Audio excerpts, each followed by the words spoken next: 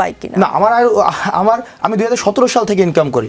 আমি 2017 সালের 2016 সালের সেপ্টেম্বরে হচ্ছে আমি ইউনিভার্সিটিতে চান্স পাই, আর 2017 সাল থেকে আমি ইনকাম করি। আমার প্রথমে প্রকাশনী ছিল, এই প্রকাশনী থেকে আমার নিজের এখনো বই আছে, এবং পরবর্তীতে আমি হচ্ছে ওই যে শেডিউ এডুকেশনের যে কোচিং, সেখানে আমি পড়ানো শুরু করি, এবং সেখানে আমার ঢাকা ইউনিভার্সিটিতে আমার অনেক স্টুডেন্ট আছে, আজকে মেডিকেলের রেজাল্ট দিয়েছে, সেখানেও আমার স্টুডেন্ট আছে, এবং আমি এখনও পড়াই। আমি এখনও দেখা যাচ্ছে আমার আরও 2টা ক্লাস বাকি আছে, 25 তারিখ ঢাকা ইউনিভার্সিটির পরীক্ষা। আমি দেখা যায় ফজরের পরে 6টা-7টার দিকে আমি ক্লাস নেই, এবং আমার যে ইনকাম সোর্স রয়েছে, সেই ইনকাম সোর্সের যে মূল অংশগুলো, সেটা হচ্ছে প্রথমত হচ্ছে প্রকাশনী, দ্বিতীয় হচ্ছে এখনও আমি পড়াই, প্রকাশনীতে আমার ইনভেস্টমেন্ট রয়েছে, এবং হচ্ছে একটা প্রকাশনী নাকি কয়টা প্রকাশনী? একটা প্রকাশনী। তারপরে হচ্ছে আমার 2টা অনলাইন প্রতিষ্ঠান রয়েছে, একটা প্রতিষ্ঠানের ডিরেক্টর আমি। এখন প্রশ্ন করতে পারেন সেগুলো কি আন্দোলনের পরে হয়েছে কিনা? না, সেগুলো আন্দোলনের পরে না।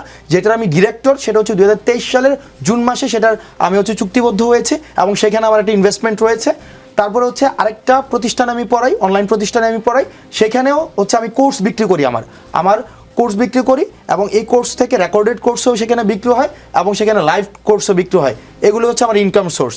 এবং আমি রাজনৈতিক দল পরবর্তীতে যদি আমরা হই বা রাজনৈতিকতে যদি আমি যাই, বা খুব দ্রুততম সময়ে আমার যে ইনকাম রয়েছে, আমার বাবার যে ইনকাম রয়েছে, আমার স্ত্রীর যে সম্পদ রয়েছে, বা আমার মা এবং অত ফার্স্ট হ্যান্ড রিলেটিভ যাদের রয়েছে, আমি সেটাকে অবশ্যই প্রকাশ করব। সেক্ষেত্রে একটা বিষয় রয়েছে, দেখেন আমি যখন ইনকাম, ওই যে শফিক ভাইয়ের যে ইনকাম সোর্স দিয়েছে, তো আমাদের ক্ষেত্রে যেটা হয়েছে, আমি স্টুডেন্ট অবস্থায়, আমি কিন্তু জাস্ট ইউনিভার্সিটি লাইফ শেষ করেছি, তো আমাদের ক্ষেত্রে দেখা গিয়েছে কি অনেক ট্রানজ্যাকশন আমাদের হাতে নিতে হয়েছে। যেমন আমি একটা কোচিংয়ে ক্লাস নিতাম, 15,000 টাকা দিত, এটা আমি হাতে নিয়েছি, এটা কিন্তু আমার কোনো হিসাব নাই। বা ট্যাক্সের যে বিষয়গুলো এখন আসছে, তখন কিন্তু এই বিষয়গুলো এখনো আসেনি, ওই সময় পর্যন্ত আসেনি। সুতরাং এই জায়গাগুলো স্পষ্ট করে, এবং যেটাকে একদম স্বচ্ছভাবে আমার ব্যক্তিগত আমার যেই ইনকাম সোর্স রয়েছে, সেটাকে অবশ্যই আমি প্রকাশ করব। যদি নির্বাচনে রাজনৈতিক দল করেন এবং নির্বাচনে দাঁড়ান, তখন আপনি না, আমি এখনই দেব, এখন সময়টাই জানতে চাচ্ছি এখন বলতে হচ্ছে আমি এই মাসের শেষের দিকের মধ্যে হচ্ছে আমি আমার যে আয় বিবরণী, আমার যে ইনকাম রয়েছে, আমি ইনকাম প্রকাশ করব। এবং আমার ইনকামের সোর্স জানার জন্য আমি প্রকাশ করার আগে আপনারা আমার প্রতিষ্ঠানগুলো যেগুলো রয়েছে, সেগুলোকে সার্চ করলেই দেখবেন যে সেগুলোর অর্থ কি পরিমাণ ইনকাম করে প্রত্যেক বছর আসে। 5 মাস আগে আপনার আয় কত ছিল, আপনার সম্পদ কত ছিল, আর 5 মাস পরে কত, সেটা তফাৎ জানতে পারবো? সেটা আপনি এখনো যদি সার্চ করেন যে স্কুল অফ এক্সিলেন্সের কোর্সগুলোতে কি স্টুডেন্ট কতজন কিনেছে, সেখানে লেখা আছে কতজন কিনেছে এই কোর্সটা, এবং সেটার সাথে যদি আপনি কোর্সের দাম কত সেটা গুণ দেন, এবং সেটা 10% আমি পাই, এবং ডিরেক্টর অ্যালাউন্স বাবদ আমি প্রত্যেক মাসে 90,000 টাকা পাই। এখন থেকে না, এই যে স্কুল অফ এক্সিলেন্সে ডিরেক্টর অ্যালাউন্স বাবদ আমি একদম নর্মালি ইনকাম নিয়ে কথা, আমার তখন থেকে 90,000 টাকা হচ্ছে ডিরেক্টর অ্যালাউন্স প্রত্যেক মাসে 2023 সালের জুন থেকেই, এবং বছর শেষে যে ইনকাম হয় সেটার 10% আমি পাই। এবং যদি আমি ক্লাস নেই, আমার প্রতিষ্ঠান যেটা আমি ডিরেক্টর, সেটার যে আমি যদি ক্লাস নেই, প্রত্যেক ক্লাসের জন্য আমার 10,000 টাকা সেখানে হচ্ছে আমাকে দেওয়া হয়। আর যদি ক্লাস না নেই, ফ্রিল্যান্সিংয়ে অন্য কাউকে দিয়ে ক্লাস করাই, সেক্ষেত্রে শুধুমাত্র বছর শেষে আমার যেই মোট লাভের আমি 10% পাই।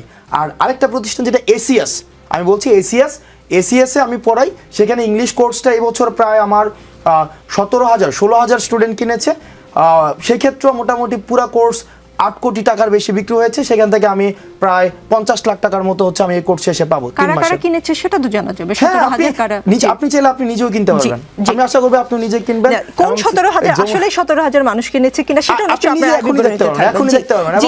এবং এটা একটা প্রচারও হয়ে গেল যমুনা টেলিভিশনে, যেখানে 1 সেকেন্ডের 1 মিনিটের একটা বিজ্ঞাপন দিতে 70,000 টাকা লাগে, সেখানে আমার 2টা প্রতিষ্ঠানের বিজ্ঞাপন হয়েছে। আমার 2টা প্রতিষ্ঠান স্কুল অফ এক্সিলেন্স এবং এসিএস। না, সেই সুযোগটা আপনাকে দেওয়া উচিত হয়েছে কিনা আমি ঠিক বুঝতে পারছি না। আসছি মাসুদ কামাল, সরকারকে সমর্থন করছি, তবে এই সরকার যদি শিক্ষক সহ বিভিন্ন সেক্টরে বৈষম্য তৈরি করার চেষ্টা করে, তাহলে সমর্থন করব না বলে মন্তব্য করেছেন নাগরিক ঐক্যের সভাপতি মাহমুদুর রহমান মান্না। এটা কিসের লক্ষণ? লক্ষণ আমি বলি, একটা জিনিস হলো কি, এই সরকারের নানা দিক দিয়ে নানা ধরনের ব্যর্থতা আছে। এই যে দেবপ্রিয় ভট্টাচার্য কথা বললেন, উনি কিন্তু কতগুলো কথা বলেছেন, যে এই যে ভ্যাট বাড়ানোর ব্যাপারটা নিয়ে বলেছেন যে এটা খুবই অবিবেচনাপ্রসূত একটা সিদ্ধান্ত। শিক্ষকদের নিয়ে আরেকজন বলতেছেন, বিভিন্ন জায়গাতে যত আন্দোলন হচ্ছে সব আন্দোলনের জন্য তারা সরকারকে দায়ী করতেছেন। এই দায়ী করাটা যে একেবারে অমূলক তা কিন্তু আমি মনে করি না, কারণ 8 মাস প্রায় 6 মাস তো হয়ে গেল। এই 6 মাসে আপনারা এটা কোনটা সমাধান করতে পারছেন দেখান তো, একটাও সমাধান করতে পারছেন? যতগুলি আন্দোলন হয়েছে কোন আন্দোলনটা আপনার ম্যানেজ করতে পারছেন? এই গভর্নমেন্ট পারছে? বলেন। একটা জিনিসকে দেখেন, এই যে আমি অর্থনৈতিক বিষয়টা একটু বলি আপনাদেরকে, এই যে তারা শতাধিক পণ্যে ভ্যাট এবং এক্সাইজ ডিউটি যোগ করলো, মানে সম্পূরক শুল্ক যোগ করলো। পুরো আওয়ামী লীগের আমলে যে দুইজন অর্থনীতিবিদ সবচেয়ে বেশি আওয়ামী লীগের অর্থনৈতিক কর্মকাণ্ডের সমালোচনা করতেন, সেই দুইজনই এখানে আছেন, সালেউদ্দিন আহমেদ, আহসান এস মঞ্জুর। দুজন বহুবার আমার সঙ্গে বহুবার বসে তারা আলোচনা করছেন। তারা আওয়ামী লীগ গভর্নমেন্টকে নানা ধরনের উপদেশ দিতেন যে এটা হওয়া ঠিক না, এরকম করা উচিত, এরকম করা উচিত। তো এরকম আরও লোক আছে। তো ওনারা যে এবার এত বড় একটা সিদ্ধান্ত নিলেন, বাংলাদেশের ইতিহাসে অর্থ বছরের মাঝামাঝি একবারে এতগুলি পণ্যের মূল্য বৃদ্ধির ইতিহাস নাই রে ভাই।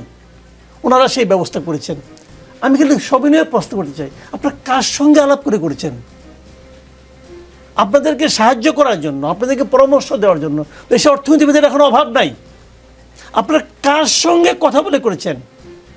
কথা বলার কোনো প্রয়োজনীয়তা অনুভব করেন নাই। কেন করেন নাই? করেন নাই এই কারণে, আগের সরকার করতো না। আগের সরকার যখন যা ইচ্ছা হতো তাই করতো, তা আপনি সেটাকে ফলো করেছেন। এই জন্য আগের সরকার যে করতো না কারোর সঙ্গে পরামর্শ, এই জন্য ওদেরকে আমরা স্বৈরাচারী বলতাম। তাহলে আপনি তো মহা স্বৈরাচারী ভাই। আপনি বলেন, ব্যাখ্যা দেন, আপনি কেন কারোর সঙ্গে কথা বলেন না? আপনার তো কোনো ম্যান্ডেটই নাই। যদি বলেন ম্যান্ডেট না, ছাত্ররা দিয়েছে, ছাত্ররা ম্যান্ডেট দেয় না। আচ্ছা